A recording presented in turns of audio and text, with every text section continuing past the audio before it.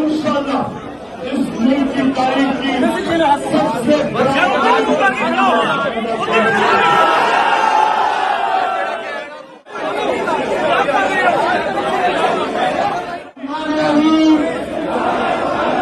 मैं अल्लाह ताला को हाजिर नाज़िर जानकर हलफ उठाता हूँ कि मैं पाकिस्तान के आईन और कानून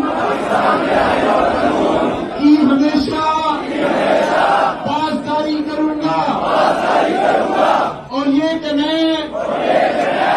बैरूनी साजिश से आई मौजूदा हुकूमत को अवाम की जमहूरी ताकत से बदलने तक अपनी तमाम तर